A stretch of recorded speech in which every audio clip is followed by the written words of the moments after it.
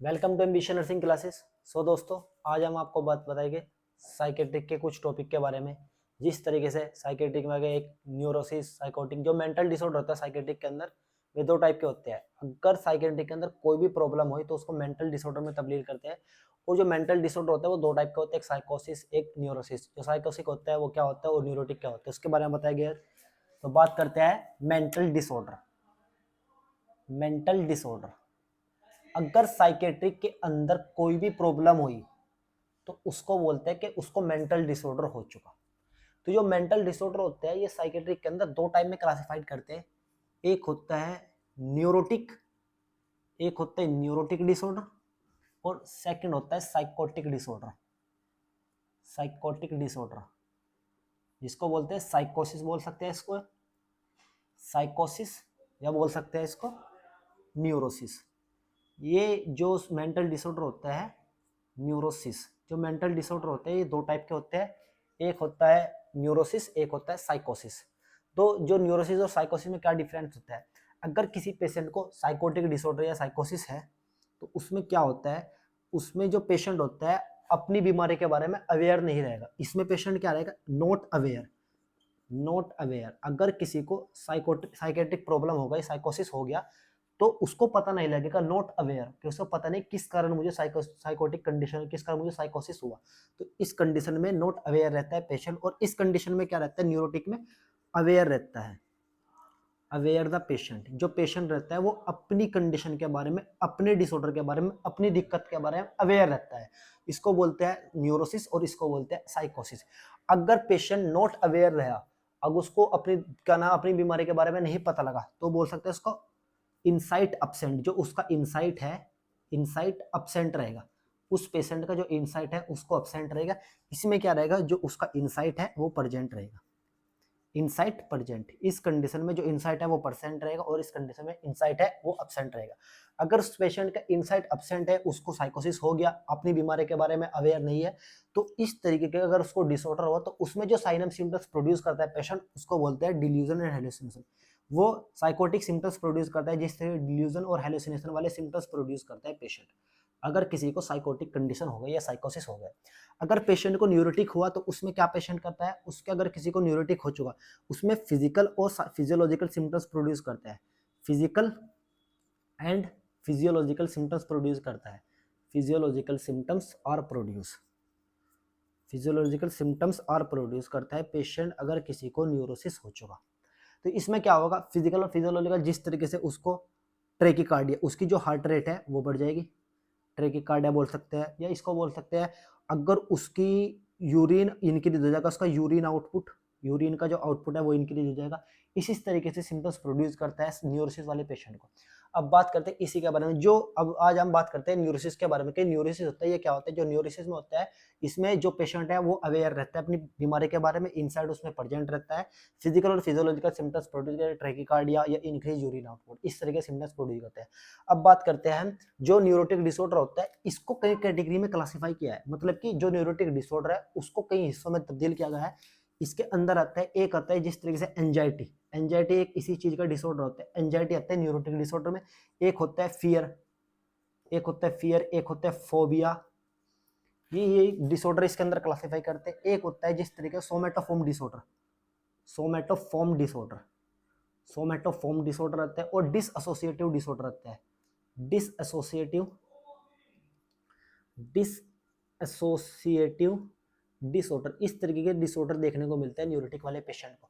तो ये हो गया मेंटल डिसऑर्डर को क्लासिफाई कर दिया हमने इस चीज में, न्यूरोटिक में और साइकोटिक में। जो न्यूरोसिक होता है वो क्या होता है, साइकोट्रिक क्या होता है। इस तरीके से जो न्यूरोसिस होता है इसके अंदर ये डिसऑर्डर देखने को मिलते हैं, एंजाइटी, फोबिया, सोमेटोफोम डिसऑर्डर और डिसएसोसिएटिव डिसऑर्डर। इसके बाद बात करते हैं, आज बताएगा आपको एंजाइटी के बारे में कि एंजाइटी क्या होता है। अगर किसी पेशेंट को एंजाइटी हो तो एंजाइटी क्या होता है, इसके बारे में बात करते हैं कि एंजाइटी, देखा होगा आपने, अगर कोई भी मतलब कि एंजाइटी का मतलब क्या होगा, नॉर्मली अगर किसी पेशेंट को किसी चीज से घबराहट हो गई तो उसको तो एंजाइटी बोलते हैं, घबराहट को एंजाइटी बोलते हैं। अगर किसी को घबराहट होगी उसको एंजाइटी बोलते हैं। बट आज हम बढ़िया तरीके से बताएंगे कि एंजाइटी क्या होता है। एंजाइटी, एंजाइटी, जो एंजाइटी होता है ये क्या होता है, अगर किसी पेशेंट को एंजाइटी हुई तो एंजाइटी किस कारण हुई उसकी, एंजाइटी का डेफिनेशन क्या करता है कि अगर किसी पेशेंट को एंजाइटी हुई तो एंजाइटी क्या है, एक तो it is a neurosis disorder, neurosis ये एक न्यूरोसिस का डिसऑर्डर, न्यूरोटिक डिसऑर्डर है कि इसमें अगर किसी को एंजाइटी हुई तो अपनी बीमारी के बारे में अवेयर रहेगा वो, तो इसमें अवेयर होता है अपनी बीमारी के बारे में। उसके अंदर इंसाइट भी प्रेजेंट रहती है, उस पेशेंट के अंदर जो इंसाइट होती है वो भी प्रेजेंट रहती है। बट इसमें क्या रहेगा, अगर किसी को एंजाइटी हो तो एंजाइटी क्या हो, एंजाइटी इस तरीके से कि फ्यूचर इवेंट को लेकर, कोई फ्यूचर को लेकर के, जिस तरीके से अगर मैम जो साइकेट्रिक पढ़ते हैं, अगर हमने सोचा कि मेरा साइकेट्रिक का एग्जाम है 3rd ईयर के अंदर और मैं 2nd ईयर के मैंने एग्जाम दिया और एग्जाम खत्म करने के बाद मैं तैयारी करने लगा क्या नाम अपने 3rd ईयर की, तो उसमें क्या रहा कि मैं साइकेट्रिक भी आता है, जिस तरह चाइल्ड नर्सिंग आता है, पीडियाट्रिक आता है, और भी जाते हैं, इस तरीके से मैं जो सब्जेक्ट है उनके बारे में हमको सारा पढ़ेंगे। बट अगर मुझको एंजाइटी नहीं रही तो मैं नहीं पढ़ूंगा। अगर मुझे लगा कि अगर मैंने साइकेट्रिक पढ़ी, अच्छे नंबर आए साइकेट्रिक में, तो मैं अच्छा मतलब कि टॉपर बन जाऊंगा क्लास का या कॉलेज का, इस तरह से टॉपर बन जाऊंगा। अगर मेरे अच्छे नंबर नहीं आए तो मैं क्या नाम फेल भी हो सकता हूँ, बैक भी आ सकती है, इस तरीके से वो सोच रहा है अपने मन में। तो एंजाइटी क्या हुआ, एंजाइटी हुआ कि अपने फ्यूचर के बारे में, अपने फ्यूचर के बारे में अगर जिस तरीके से अगर मैं पढ़ा तो मैं टॉप बन जाऊंगा, कॉलेज का टॉपर बन जाऊंगा, अगर मैं नहीं पढ़ा तो मैं फेल भी हो सकता हूँ। तो फेल और टॉपर की, ये तो फेल की या टॉपर की, वो फेल की या टॉपर की एंजाइटी को मतलब घबराहट को, इस चीज को लेकर के मैं फेल भी हो सकता हूँ, टॉपर भी बन सकता हूँ। अगर पढ़ा तो भाई टॉपर भी बन सकता हूँ, अगर ना पढ़ा तो फेल हो सकता हूँ। तो इस तरीके की चिंता रहती है उस चीज को कि यार अगर मैं ना पढ़ा तो फेल हो जाऊंगा। तो मतलब कि वो क्या है कि अभी उसके नुनिया भाई क्या नाम, उसने 2nd ईयर का एग्जाम दिया और कल को उसका एग्जाम है, इस तरीके से नहीं कि अचानक से नहीं है, कि ये बहुत लंबा प्रोसेस है कि उसको फ्यूचर के बारे में कि अगर मैं नहीं पढ़ा तो मैं 3rd ईयर में फेल हो जाऊंगा, क्या है 3rd ईयर में, तो उसको फ्यूचर इवेंट होना, कि फ्यूचर इवेंट के बारे में उसको एंजाइटी होना, फ्यूचर इवेंट के बारे में सोचता रहता है कि अगर यार मैं ना पढ़ा तो मेरी बैक आ जाएगी, इस तरीके से उसको कि फ्यूचर इवेंट के बारे में अब वरी होना, फ्यूचर इवेंट कि इसमें क्या हुआ कंडीशन में कि जो पेशेंट रहता है फ्यूचर इवेंट के बारे में सोचता है, फ्यूचर के बारे में सोचता है, फ्यूचर कि उसके फ्यूचर में क्या होने वाला है, इस तरीके से फ्यूचर के बारे में वरी रहती है, फ्यूचर वरी रहती है उस पेशेंट को कि वो फ्यूचर के बारे में सोच सोच के चिंता रहता है। और उसके मतलब कि अगर उसको फ्यूचर के बारे में वरी के मैंने सोचा कि अगर मैं नहीं पढ़ा तो फेल हो जाऊंगा, कि मुझे फ्यूचर के बारे में पता भाई अगर मैं ना पढ़ा तो फेल हो जाऊंगा, फेल हो गया तो मुझे घर वाले खेती करने लगेगी, इस तरह के सिम्टम्स फ्रूट हो जाएंगे मुझे कि यार अच्छा नहीं होगा फिर मेरे साथ, अगर मैं पढ़ा तो मैं क्या नाम एक डॉक्टर बन जाऊंगा या नर्स बन जाऊंगा, इस तरीके से मैं अपना एज की जिंदगी गुजारूंगा। तो उसको फ्यूचर के बारे में कोई भी चिंता करना, फ्यूचर के बारे में सोचता है कि अगर ना पढ़ा तो फेल, पढ़ा तो टॉपर। तो इस तरीके के फ्यूचर के बारे में सोचना, फ्यूचर के बारे में चिंता करना, फ्यूचर के बारे में सोचना, फ्यूचर के बारे में एंजाइटी प्रोड्यूस होना, फ्यूचर इवेंट के बारे में कुछ चीज सोचता है, उसी को बोलते हैं एंजाइटी के फ्यूचर को लेकर कि उसका ये नहीं है कि मुझे एंजाइटी ये नहीं हुई कि अचानक से मुझे सांप मिल गया उससे भी घबराहट हो जाती है, पर वो नहीं कि फ्यूचर के बारे में कि अगर एग्जाम्पल लेते हैं एक और कि अगर मैं आज कॉलेज गया, मैं जिस एग्जांपल लेते हैं कि मैं रोज कॉलेज जा रहा हूँ, 1 हफ्ते में 7 डे तो 6 दिन मतलब कि एक संडे, तो 6 दिन में रोज डेली कॉलेज जाता हूँ।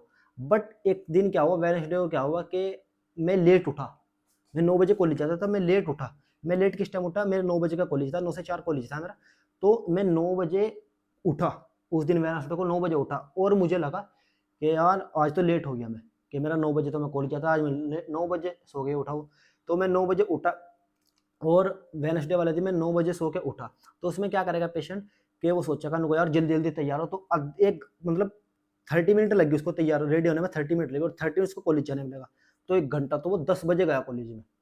तो 10 बजे जैसे वो कॉलेज में गया तो वो क्या सोचेगा यार मैडम होगी क्लास में और क्या नाम जो मैडम होगी वो 9 बजे के बाद एंट्री नहीं देती और वो मुझे डांट भी सकती है, क्लास से बाहर भी कर सकती है, तो यार मुझे घबराहट हुई कि कॉलेज तो चला गया मैं और कॉलेज से बाहर जब मैं पार्किंग में खड़ा तो मैं सोच रहा यार आज पता नहीं क्या होगा मेरे साथ, इस तरीके से कि उसके साथ वो कंडीशन हो ही नहीं बट वो सोच रहा कि होने वाली है, हो सकती है, उसके बारे में सोचना, उसको बोलते हैं फ्यूचर के, अपने फ्यूचर के बारे में सोचना, उसी को बोलते हैं एंजाइटी के अपने जो शायद अभी तक हुआ नहीं बट होने वाला है, कुछ समय के बाद कुछ टाइम बाद हो सकता है, कंफर्म नहीं कि होए या ना होए, कंफर्म नहीं है ये चीज भी। तो ये होता है कि वो फ्यूचर के बारे में सोच रहा, एक तो फ्यूचर के बारे में सोचना, और जो चीज है वो अनक्लियर है, जो चीज है वो अनक्लियर है कि उसको पता नहीं कि भाई मैडम बिठा भी सकते हैं क्लास में और मैडम क्लास से बाहर भी कर सकते हैं, कंफर्म कुछ नहीं है कि भाई मुझे पनिश भी कर सकते हैं और नहीं कर सकते, कुछ क्लियर नहीं है, तो अनक्लियर है फ्यूचर कि भाई क्या नाम पता नहीं क्या होगा क्या नहीं, इस तरह फ्यूचर के बारे में सोचना, ठीक। और फ्यूचर के बारे में सोच रहा है, फ्यूचर वरी रहता है उसको, और अनक्लियर रहता है। और जो रहता है वो एक्सटर्नल नहीं इंटरनल रहता है उसको बारे में, क्या मतलब कि जो भी उसकी जो चिंता है, जो भी उसको एंजाइटी हुई वो अपने आप से होगी, उसको उसको कोई बाहर से एंजाइटी नहीं होगी कि उसको मार रहा है या कोई उसको मारेगा, कि उसको एंजाइटी इस तरीके से नहीं होगी अगर कोई भी बाहर, जिस तरीके से मैं जा रहा हूँ रोड पे और अचानक से वहां पर भीड़ लग जाए, तो वो एक्सटर्नल होगी कि एक्सटर्नल चीज आ गई, अब क्या करूँ यार, एक्सटर्नल फोर्स के कारण मैं फंस गया किसी चीज में, अब मैं वहां पर कॉलेज में नहीं जा पाऊंगा, पता नहीं क्या होगा क्या नहीं। तो कोई एक्सटर्नल फंक्शन नहीं कि वो अपने बारे में सोचेगा कि भाई यार मैं लेट उठा और मैं कॉलेज में गया कि अभी कुछ हुआ नहीं, फिर भी मैं सोच रहा कि भाई पता नहीं क्या होगा क्या नहीं। तो इस तरीके से वो जो भी उसके चिंता होगी, जो भी उसकी चिंता वो इंटरनल होगी, अपने से अंदर से ही होगी, कोई बाहर से कोई चिंता करने की जरूरत नहीं, कोई उसको बाहर से कोई टेंशन नहीं देगी, जो भी टेंशन होगी अपने पास रहेगी, वो इंटरनल होती है, इंटरनल होती है। और अनक्लियर के पता नहीं कि पनिश मिलेगा या नहीं मिलेगा, ये भी अनक्लियर नहीं भाई, बिठाएगी या नहीं बिठाएगी, जाता रहो कॉलेज। और किसके बारे में, फ्यूचर के बारे में, कि भाई क्या नाम, अगर पास हो गया तो भाई टॉपर बन जाओगे, अगर फेल हो गया तो भाई बैक बनेगी। तो इसलिए तो इस तरीके से जो डिसऑर्डर होता है एंजाइटी के अंदर, वो एक न्यूरोटिक डिसऑर्डर में होता है, वो अपनी बीमारी के बारे में अवेयर रहता है और इनसाइट प्रेजेंट रहती है। इसमें जो फ्यूचर इवेंट को लेकर चिंता करना, उसको बोलते हैं एंजाइटी। या अनक्लियर, जितने भी जो चिंता करेगा वो अनक्लियर होगी, पता नहीं भाई कि मैम बिठाएगी भी क्लास में या नहीं बिठाएगी, इस तरीके से मतलब कि अनक्लियर रहता है। और इंटरनल के अपने अंदर से रहेगी, बाहर से कोई चिंता करने की वो नहीं कि बाहर से उसको कोई टेंशन दे रहा है, कि अपने अंदर से टेंशन रहेगी, उसी को बोलते हैं एंजाइटी। जो एंजाइटी होती है ये होती है कि एंजाइटी अगर किसी पेशेंट को होगी, अगर किसी के पेशेंट को है तो इसी चीज को हम बोलते हैं एंजाइटी। अगर किसी को एंजाइटी हुई तो एंजाइटी में जो पेशेंट होता है वो सिम्टम्स प्रोड्यूस करता है, बहुत सारे सिम्टम्स प्रोड्यूस करता है जो भी पेशेंट हुआ, अगर किसी को एंजाइटी हुई। तो एंजाइटी हुई कि फ्यूचर इवेंट के बारे में चिंता करना, फ्यूचर इवेंट, फ्यूचर वरी हो रहा। अनक्लियर जो है वो अनक्लियर है, इंटरनल के अंदर की तरफ ही, अपने अंदर से ही वो चिंता कर रहा है, कोई बाहर से कोई फोर्स नहीं है कि उसे, कि बाहर से कोई घबराहट दे, बाहर से कोई टेंशन दे रहा है, इस तरह की कोई चिंता नहीं। तो इसको बोलते हैं, अगर किसी पेशेंट को ये तीन चीज हुई, उसको एंजाइटी हो, तो एंजाइटी में उस पेशेंट को बहुत सारे सिम्टम्स देखने को मिलते हैं। तो अगर पेशेंट हुआ तो उसको कुछ तो फिजिकल और कुछ फिजियोलॉजिकल सिम्टम्स आएंगे, उसको कुछ फिजिकल और फिजियोलॉजिकल सिम्टम्स आएंगे। फिजिकल सिम्टम्स में क्या होगा, उसको फिजिकल सिम्टम्स में क्या होगा, जिस तरीके से एक एग्जांपल लेते हैं, अगर किसी पेशेंट को एंजाइटी हो, एंजाइटी क्या हुआ कि कल मेरा प्रैक्टिकल है कॉलेज में, और मैं भाई जिस तरीके से हमारा प्रैक्टिकल है, और हम समथिंग 4-5 दोस्त थे, उसके बाद हमारा सबका प्रैक्टिकल हुआ, और बच्चों का प्रैक्टिकल हो रहा था, कुछ का हो गया कुछ रह गया, तो उसमें हम 3-4 दोस्त रह गए, और रहने के बाद के टीचर गया, टीचर भाई प्रैक्टिकल ले रहे हैं। तो हमने क्या सोचा कि यार जो टीचर है वो पता नहीं क्या सवाल पूछेगा, पता नहीं, मैंने पढ़ा भी नहीं है, वो नहीं पढ़ा, कि यार पता नहीं वो क्या कर रहा है क्या नहीं। तो इस तरह से पहले ही घबराहट होना कि पता नहीं क्या होगा मेरे साथ आज, क्लियर है अनक्लियर है, कि मुझे पता नहीं क्या होने वाला है या नहीं होने वाला। कि अगर जिस तरीके से प्रैक्टिकल ले रहा टीचर, हम उसके पास जाके बैठ गए, और बैठने के बाद हम क्या करेंगे, वो पूछने लगा, वो देखेगा हमको, तो देखने के बाद हम और घबरा जाएगा उससे, उनको यार पता नहीं क्या हो गया आज। तो इस तरीके से कि मतलब कि जब उसे देख के हम घबरा जाएंगे, तो मैं क्या होगा, स्वेटिंग देखता है, पसीना आने लगता है कभी कभी। अगर हम किसी टीचर के पास प्रैक्टिकल देने गए और हमें पता नहीं है क्या पूछा, तो बहुत घबराहट होती है। तो उस तरीके वो फिजिकल सिम्टम्स प्रोड्यूस करता है, जिस तरीके से वो स्वेटिंग करता है, उसको पसीना आने लगता है। और कभी आपने देखा होगा कि जो यूरिन आउटपुट है ना, वो भी इंक्रीज होता है, कि यूरिन की फ्रीक्वेंसी बढ़ रही है, बार बार टॉयलेट जा रहा, कि यार पता नहीं क्या होगा। तो इस तरीके से उसकी जो इंक्रीज हो जाती है फ्रीक्वेंसी ऑफ यूरिन, जो यूरिन की फ्रीक्वेंसी है वो भी इंक्रीज हो जाती है, increase frequency of urine, urine की फ्रीक्वेंसी भी इंक्रीज हो जाती है उस पेशेंट की। और क्या होता है, उसको हार्ट रेट भी इंक्रीज हो जाती है, टेकिकार्डिया के जो उसकी हार्ट रेट है वो भी इंक्रीज हो जाती है। और डिप्सनिया, उसकी बहुत मतलब की सांस भी लंबे लंबे आते हैं, इस तरीके से उसको फिजिकल सिम्टम्स प्रोड्यूस होते हैं, डिप्सनिया। तो ये कंडीशन देखने को मिलता है कि अगर किसी पेशेंट को एंजाइटी हुई तो वो दो तरह के सिम्टम्स प्रोड्यूस करते हैं, एक फिजिकल सिम्टम, एक फिजियोलॉजिकल सिम्टम। फिजिकल सिम्टम में स्वेटिंग हुई, या फ्रीक्वेंसी, यूरिन की फ्रीक्वेंसी इंक्रीज होगी, टेकिकार्डिया, इस तरह के सिम्टम्स प्रोड्यूस करते हैं। अब बात करते हैं फिजियोलॉजिकल, कि अगर पेशेंट को फिजियोलॉजिकल सिम्टम्स क्या होता है, फिजियोलॉजिकल सिम्टम्स ये होता है कि उसको होता है वो अनसिक्योर फील करता है। अगर किसी को भी यार पता नहीं क्या होगा, तो अनसिक्योर है भाई, पता नहीं होगा भी नहीं, unsecure feel, unsecurity, unsecurity feel होएगा उसको, अनसिक्योरिटी फील होगा। और क्या होगा, उसको घबराहट, घबराहट उसको ऐसे ऐसे सिम्टम्स प्रोड्यूस होते हैं कि उसको घबराहट हो रही, अनसिक्योर फील कर रहा हो, तो ये होते हैं फिजियोलॉजिकल सिम्टम्स में देखने को मिलता है। फिजिकल में उसको स्वेटिंग आ रही है, यूरिन आउटपुट इंक्रीज हो रहा है और टेकिकार्डिया हो रहा है। इस तरीके के जो सिम्टम्स प्रोड्यूस करता है, दो तरीके फिजिकल और फिजियोलॉजिकल, ये किस कारण करते हैं? एंजाइटी होने के कारण करते हैं। जो एंजाइटी होता है वो ये हो गया, एंजाइटी में न्यूरोटिक डिसऑर्डर के कारण हुआ, अवेयर रहता है अपनी बीमारी के बारे में, इनसाइट अपसेंट प्रेजेंट रहते हैं, फ्यूचर इवेंट को लेकर वरी रहना, अनक्लियर रहते हैं इंटरनल। और जो सिम्टम्स प्रोड्यूस करते हैं एंजाइटी होने के बाद ये होते हैं एक फिजिकल, एक होते हैं फिजियोलॉजिकल। तो इसमें फिजिकल में स्वेटिंग और इंक्रीज फ्रीक्वेंसी ऑफ यूरिन, एक होता है अनसिक्योरिटी और घबराहट, ये देखने को मिलता है इसमें। अब बात करते हैं, अगर किसी को एंजाइटी हुई, अगर किसी पेशेंट को एंजाइटी हो तो दो तरीके के डिसऑर्डर करता है। जो एंजाइटी हो गई, एंजाइटी, अगर किसी पेशेंट को एंजाइटी, तो एंजाइटी को दो कैटेगरी में डिवाइड करता है। जो एंजाइटी के डिसऑर्डर है, एंजाइटी डिसऑर्डर दो हिस्सों में डिवाइड होते हैं। एक होता है generalised anxiety disorder, generalised anxiety disorder, और एक होता है जनरलाइज एंजाइटी, एक होता है पैनिक अटैक। पैनिक अटैक, कि पैनिक अटैक क्या होता है और जनरलाइज एंजाइटी डिसऑर्डर क्या होता है। जो जनरलाइज एंजाइटी डिसऑर्डर होता है, दो होते हैं, जनरलाइज एंजाइटी डिसऑर्डर, एक पैनिक अटैक। तो हम बात कर रहे हैं generalise anxiety disorder. Generalise anxiety disorder में क्या देखने को मिलता है कि वो क्या होता है? Excessive worry of future event, कि फ्यूचर इवेंट के बारे में वो एक्सेसिव वरी रखता है कि भाई अगर मेरी जॉब ना लगी तो मेरी शादी नहीं होगी, तो यार अच्छा नहीं होगा, इस तरीके से कि अपने फ्यूचर को लेके वो घबरा जाना, अपने फ्यूचर के लेके वो ज्यादातर घबरा रहता है फ्यूचर इवेंट के बारे में। तो इस तरीके से अगर जो एंजाइटी हुई, अगर कोई पेशेंट बात करता है, अगर किसी पेशेंट को एंजाइटी नहीं हुई तो वो पढ़ भी नहीं पाएगा। जिस तरीके से कि अगर मुझे किसी चीज की एंजाइटी नहीं है तो मैं क्या करूंगा, अरे बाद में पढ़ लूंगा, अब तो मजा काट, तो खेल कूद, इस तरीके से सिम्टम्स देखते हैं। कि जिस तरीके से अब एक दोस्त है, वो नोट सेट की तैयारी कर रहा है, अब उसको क्या है कि वो उसे लग रहा है बार बार कि यार अगर मैंने ना पढ़ा तो मेरा नोट सेट में सिलेक्शन नहीं होगा। तो उसे बहुत टेंशन है, एंजाइटी है इस चीज के बारे में कि यार अगर ना पढ़ा तो नोट सेट में सिलेक्शन नहीं हो पाएगा। तो इसीलिए वो क्या करता है, वो पढ़ता रहता है, बार बार पढ़ता रहता है। एक चीज होती है कि कंटिन्यू पढ़ रहा, बढ़िया बात है सो कि पढ़ रहा, वो क्यों पढ़ रहा है? क्योंकि उसको नोट सेट में सिलेक्शन लेना। एक होता है कि अरे हो जाएगा नोट सेट में सिलेक्शन, क्यों टेंशन ली, इस तरीके से देखता है। कि एक तो ये हो गया कि एंजाइटी होनी चाहिए या नहीं होनी चाहिए। अगर एंजाइटी, बेसिकली एंजाइटी होनी चाहिए, अगर एंजाइटी नहीं हुई तो सिलेक्शन नहीं होगा। अगर एंजाइटी हुई तो ज्यादा भी नहीं होनी चाहिए, अगर ज्यादा हुई तो उसी में डूब जाएगा वो, दोनों को बस ज्यादा पढ़ रहा डिप्रेशन में चलेगा। तो इस तरीके से उसको जो एंजाइटी होती है वो भी होनी भी चाहिए और ज्यादा भी होनी चाहिए। एक होते हैं कि जो जनरलाइज एंजाइटी होती है, क्या होती है कि कंटिन्यू रहती है उसे, जिस पेशेंट को एंजाइटी होगी ना, जनरलाइज एंजाइटी वो कंटिन्यू रहेगी उसको फ्यूचर इवेंट के बारे में। भाई अगर मैं ना पढ़ा तो मैं डूब जाऊंगा, तो इसलिए वो पढ़ता रहता है, कभी 2 घंटे, कभी 3 घंटे, 4 घंटे, रोज डेली से पढ़ता रहता है वो। क्यों? क्योंकि उसको एंजाइटी है, क्योंकि उसको टेंशन है किसी के फ्यूचर के बारे में कि यार अगर मैं ना पढ़ा तो सिलेक्शन नहीं हो पाऊंगा, फिर कहां से खाऊंगा, फिर तो मजदूरी करूंगा मैं। तो इसलिए उसको क्या रहता है, एंजाइटी रहती है। तो इसीलिए जो इसमें अगर जनरलाइज एंजाइटी डिसऑर्डर है, जो इसमें एंजाइटी होगी वो क्या रहेगी, वो एक कंटिन्यू रहेगी, कंटिन्यू प्रोसेस में रहेगी, कंटिन्यू प्रोसेस में उसके जो एंजाइटी है वो कंटिन्यू प्रोसेस में रहेगी। और जो सिम्टम्स देखने को मिलेगा ना उसके, वे बहुत ही माइल्ड सिम्टम्स होंगे।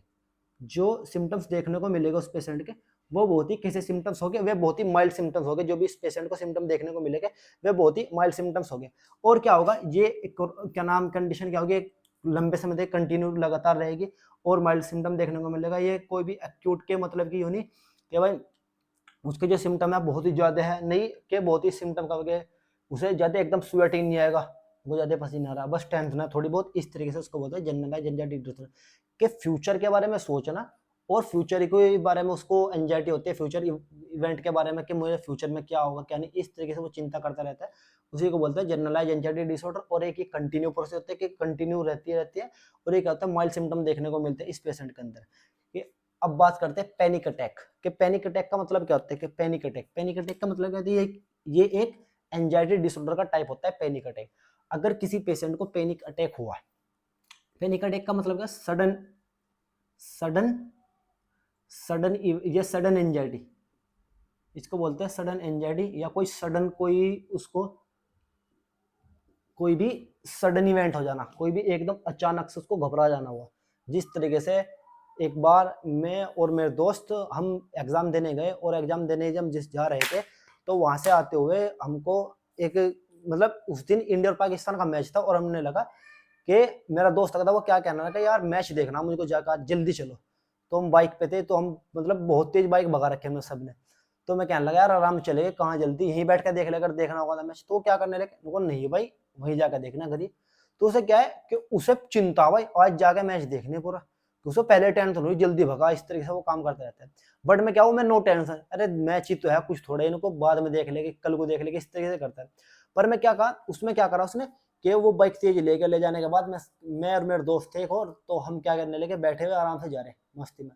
तो मुझे क्या लगा यार आराम से चलते रहेंगे, कोई दिक्कत नहीं, मैच ही तो है, आधे घंटे बाद देख लेंगे। फिर उसमें क्या हुआ कि अचानक से फिर मेरे दोस्त कहने लगा यार बस भगा इसे, किस तरह करके भगा रहा। मैं कहा आराम से चले, मैंने कहा सांप बना दो इसका। तो कहने लगा हाँ सांप बना दो इसका। तो मैंने कहा यार सांप, अचानक से मेरे एकदम मतलब बाइक का आगे सांप आ गया, उसी टाइम बाइक का आगे एकदम अचानक से, और मैं घबरा गया पूरा, और मतलब कि बाइक का जो बैलेंस है वो भी बिगड़ गया मेरा। तो मतलब कि यार मैं सोच रहा पता नहीं क्या हो गया, एकदम मेरे पसीना आ गया कि भाई मुझे एकदम अंजर। फिर मैंने क्या करा, शॉट लेकर वहां से निकल गया मैं।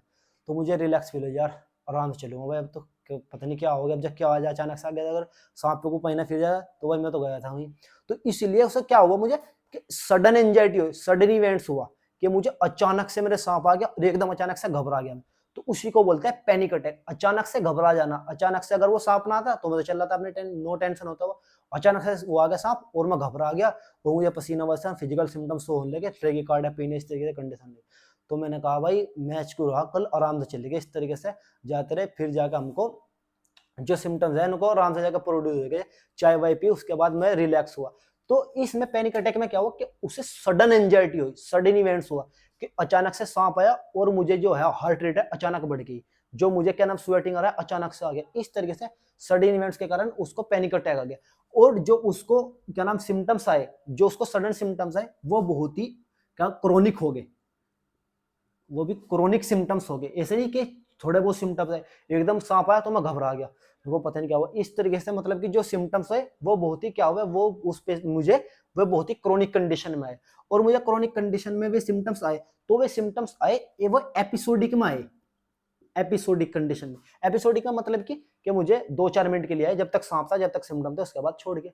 एपिसोड हो गया कि मैं वहां से आ रहा था और मैं मेरठ से आ रहा था मुजफ्फरनगर, और मुझे खतौलिया का सांप मिल गया। तो बस मुझे खतौली ही जो सिम्टम्स है सिर्फ वो खतौली आए, फिर मुजफ्फरनगर आते मैं नॉर्मल हो गया। तो इस तरीके से मतलब कि जो सिम्टम्स आते हैं वो एपिसोडिक रूप में आते हैं, पर क्रोनिक आते हैं, बहुत ही क्रोनिक आते हैं, एकदम हाई लेवल पे आते हैं, ट्रेकिकार्डिया एकदम पसीना आ जाता है, इस तरीके से सिम्टम आते हैं। बट एपिसोडिक मत और सडन एकदम अचानक से आ जाते हैं।